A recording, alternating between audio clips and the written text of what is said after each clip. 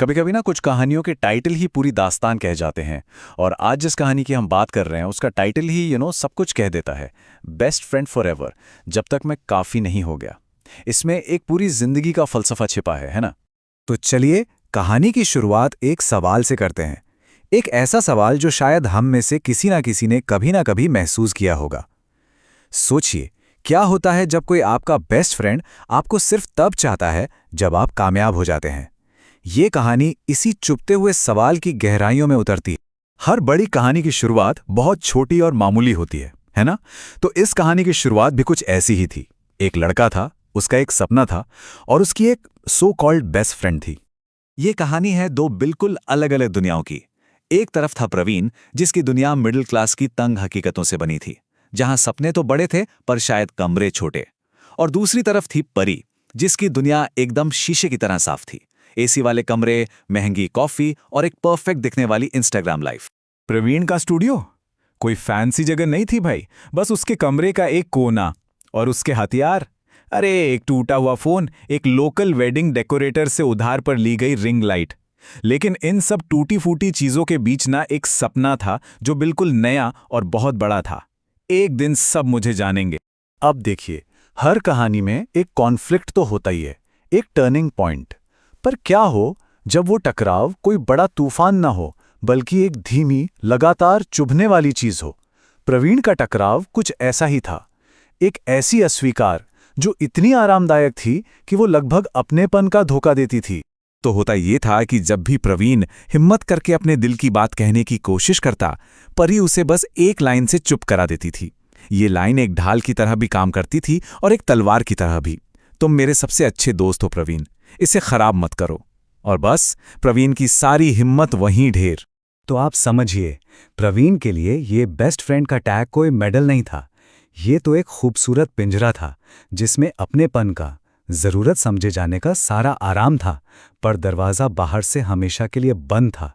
सच में ये दुनिया की सबसे आरामदायक अस्वीकृति थी। और फिर एक दिन वो जो धीमी सी चुभन थी ना, वो अचानक एक गहरे जख्म में बदल गई। उसकी टूटी स्क्रीन पर एक टेक्स्ट आया, मेरी शादी हो रही है। बस कोई फोन नहीं, कोई वजह नहीं, जैसे कोई न्योता नहीं बल्कि एक फैसला सुना दिया गया हो। पिंजरे का दरवाजा सिर्फ बंद नहीं हुआ, वो दरवाजा ही गायब हो गया था। तो जब किसी की दुनिया ऐसे बिखर जाती है तो क्या होता है? खैर, कुछ लोग तो खुद भी बिखर जाते हैं, लेकिन प्रवीण ने उस बिखरे हुए मलबे से एक नया साम्राज्य बनाने का फैसला किया। यहीं से उसके दर्द को एक मकसद मिला। वो जैसे एक एल्केमिस्ट बन गया, आप कह सकते हैं। परी की बातों से जो दर्द मिला था, वो बन गया उसकी वीडियोस का कंटेंट, एकदम सच्चा, रिलेटेबल इमोशन। वो अकेली रातें, वो बदल गईं घंटों की एडिटिंग में, जिसने उसे कंसिस्टेंट बना दिया। और परी का रिजेक्शन, वो आग बन गई जिसने उसके सारे शक, सारी हिचकिचाहट जला दी। और ये सफर कोई रातों रात की कामयाबी नहीं थी, बिल्कुल नहीं।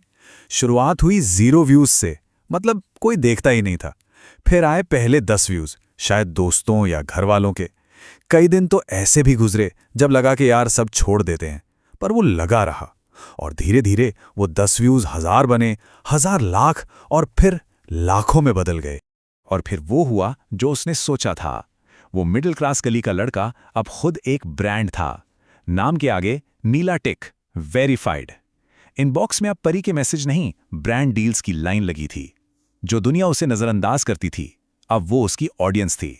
कहते हैं ना, कामयाबी की एक बड़ी अजीब आदत होती है, वो अक्सर अतीत को वापस ले आती है। ठीक जब प्रवीण ने अपनी नई दुनिया बना ली थी, तो एक पुरानी आवाज ने दरवाजे पर दस्तक दी। कहानी ने अपना सबसे बड़ा मोड़ लिया। अतीत से एक कॉल। एक शाम उसके नए महंगे वाले फोन पर एक जाना पहचाना नाम फ्लैश हुआ, परी। उसकी अपनी परफेक्ट दुनिया बिखर चुकी थी, तलाक हो गया था। और उसके शब्द थे, मुझे तुम पर हमेशा यकीन था। और फिर उसने कहा, बस ये नहीं पता था कि तुम ये बन जाओगे। वो ये हवा में तैरता रहा, मतलब कामयाबी, शोहरत, वो जिंदगी जिसमें अब उसे वापसी का टिकट चाहिए था। पर अब सामने वाला प्रवीण वो पुराना प्रवीण नहीं था। उसने परी के शब्दों को अपने दिल से नहीं, अपनी नई समझ से सुना। उसे परी की वापसी में हक जताना दिखा। उसे ये बहुत ज्यादा कन्वीनियंट लगा।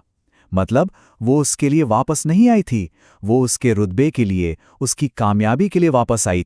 और अब कहानी आ पहुंची थी उस मोड़ पर, क्लाइमैक्स पर। और ये फैसला सिर्फ परी के बारे में नहीं था। नहीं, ये चुनाव था उस पुराने लड़के के बीच जो शायद एक पल में हाँ कह देता, और उस आदमी के बीच जो वो अब बन चुका था। अपनी अपग्रेडेड जिंदगी और एक बोझ बन चुके अतीत के बीच एक चुनाव। और ठीक फैसले के उस पल में ना, उसे एक बहुत कड़वी लेकिन जरूरी बात समझ आई। जिस प्यार को वो इतने सालों से अपने सीने में लिए घूम रहा था, वो उस औरत के लिए था ही नहीं जो फोन पर थी। वो तो एक याद के लिए था, उस लड़की की परछाई के लिए जिसे वो कभी जानता था। उससे एहसास हुआ कि वो उस लड़की से अब भी प्यार करता है जो परी कभी हुआ करती थी, पर उस इंसान की इज्जत नहीं कर सकता जो वो अब बन चुकी थी। और इसीलिए एक ऐसी शांति के साथ जो उसने पहले कभी महसूस नहीं की थी, उसने उनकी कहानी की आखिरी लाइन कह दी, माफ करना, मैंने अपनी जिंदगी को अपग्रेड किया है, अपने अतीत को नहीं। दूसरी तरफ एकदम गहरी खामोशी, एक ऐसी खामोशी जिसमें किसी भी बहस से ज्यादा शोर था। उस एक पल में उसने सिर्फ परी को मना नहीं किया, उसने खुद को चुना। तो इस पूरी कहानी से हम क्या समझ सकते हैं? शायद यही कि जिंदगी की कुछ सबसे जरूरी प्रेम कहानियां वो नहीं होती जो हम दूसरों के साथ जीते हैं, बल्कि वो होती हैं जो हमें खुद के साथ जीनी पड़ती हैं। प्रवीण की असली प्रेम कहानी में शायद एक बहुत अच्छी वजह से देरी हुई। उसका आखिरी फैसला सिर्फ ना कहना नहीं था, ये अपने आने वाले कल को हाँ कहना था। उसने क्या चुना? उसने अतीत के शोर पर अपनी मन की शांति को चुना। उसने दूसरे मौके के ऊपर उस आत्मसम्मान को चुना जो उसने खुद कमाया था। और उसने बचे खुचे अधूरे प्यार पर अपनी पूरी मुकम्मल जिंदगी को चुना। इस कहानी का सार दिल को छू जाता है ना। कभी कभी जिंदगी आपके हिस्से की खुशी को शायद रोक कर रखती है, सजा देने के लिए नहीं, बल्कि आपकी हिफाजत करने के लिए, ताकि आप इतने मजबूत बन जाएं, इतने पूरे हो जाएं कि आपको कभी किसी ऐसे इंसान से समझौता ना करना पड़े जो आपकी कीमत तभी समझे जब पूरी दुनिया समझने लगे। और आखिर में यह कहानी हमें एक बहुत गहरे सवाल के साथ छोड़ जाती है। सवाल सिर्फ ये नहीं है कि दूसरा मौका देना चाहिए या नहीं। असली सवाल ये है कि हम उन मौकों के लिए क्या कुर्बान करने को तैयार हैं। वो कौन सा पॉइंट है जहां किसी और को दिया गया दूसरा मौका खुद के साथ किया गया सबसे बड़ा धोखा बन जाता है? इस पर सोचिएगा जरूर।